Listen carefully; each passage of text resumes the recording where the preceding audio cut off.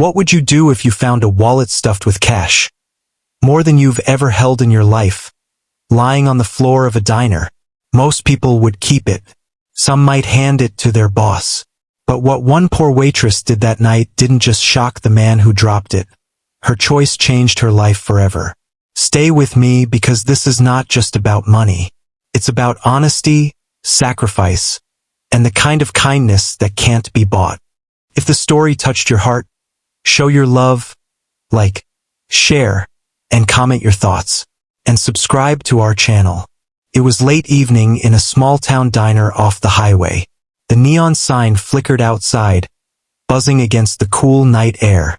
Inside, the smell of fried eggs and coffee lingered. The place wasn't fancy, but for some people it was the only spot open past midnight. Behind the counter, Emily Carter, a 26-year-old waitress, moved with weary steps. She had been on her feet since morning, working a double shift. Her apron was stained with coffee spills, and her tired eyes told the story of sleepless nights. Emily wasn't just serving tables. She was surviving. Her younger brother, Daniel, only 14, was at home waiting for her. Their parents had died years ago, leaving Emily to raise him alone. She worked here not because she loved it, but because she had to keep food on the table and pay for Daniel's asthma medication. Every tip counted. Every dollar stretched thin. That night, the diner door opened, and in walked a man who didn't look like he belonged.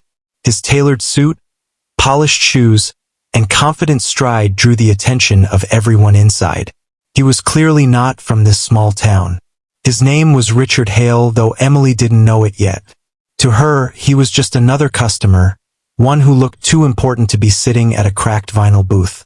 Richard was a CEO of a multinational real estate company, used to luxury and power. He had been traveling incognito, escaping from endless board meetings and suffocating schedules. Tonight, he wanted something simple: coffee, pie, and silence. Emily approached with her notepad, hiding her exhaustion behind a polite smile. "Good evening, sir.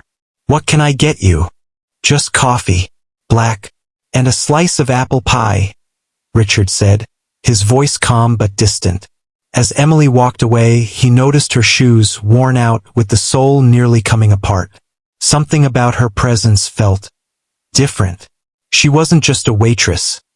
There was a quiet strength about her, though she clearly carried the weight of hardship. Hours passed, and the diner thinned out. Richard left some cash on the table, scribbled something in his notebook, and walked out into the night.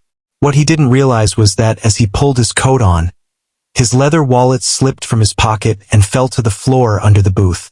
Emily, clearing the table moments later, froze when she saw it. It wasn't just any wallet, it was thick. Inside were $100 bills, more cash than she had ever seen.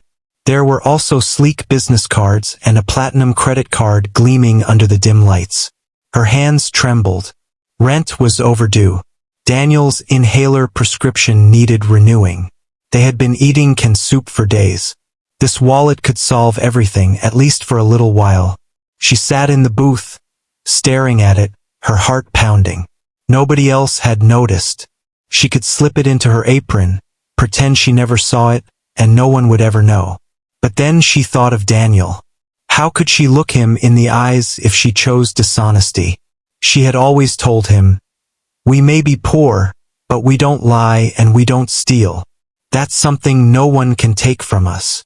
With a heavy sigh, Emily tucked the wallet into her apron. Not to keep it, but to return it. She ran outside, but Richard's black car was gone. That night, she went home with the wallet in her bag. Sleep wouldn't come. Every time she closed her eyes, she imagined what that money could do. But when Daniel coughed in his sleep, she whispered to herself, "Doing the right thing matters more." The next morning, Emily asked her manager if anyone had called about a lost wallet. Nobody had. She dialed the number on one of the business cards inside. A secretary answered. "Mr. Hale's office. How may I help you?"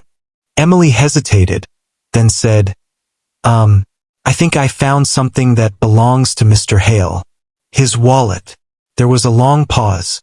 Then the secretary replied quickly, "Stay where you are. He'll want to meet you in person."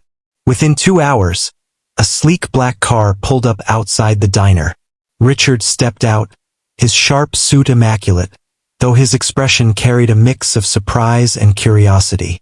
Emily stood nervously at the door, clutching the wallet in both hands. "Mr. Hale?" she asked softly. "Yes." His eyes locked onto the wallet instantly. "You found it?" Emily nodded and handed it to him. "It was under your booth last night. I didn't want it to get lost."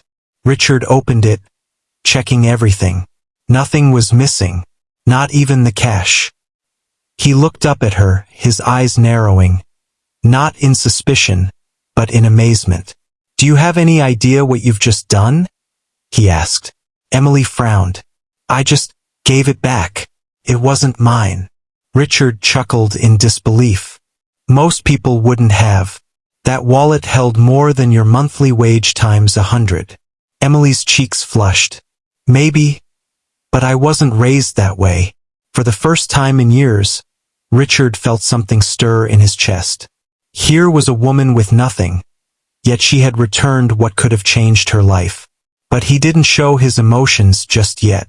Instead, he slipped his card onto the counter and said, "Come by my office tomorrow. I'd like to talk to you about something." Emily stared at the card, unsure. She had no idea what was coming. The next day, Emily nervously stepped into Richard Hale's towering glass building in the city. She had never even seen the inside of an office like this. When the elevator doors opened to the top floor, Richard was waiting with a smile. "Emily," he said warmly, "sit down." She perched on the edge of the leather chair, her hands folded in her lap. Richard leaned forward. "I dropped that wallet on purpose." Emily's eyes widened. "What?" "I was testing something. You see, I've built an empire, but I stopped trusting people a long time ago. Everyone around me wants something: money, power, favors. I needed to know if honesty still existed in this world." His voice softened. "You reminded me it does."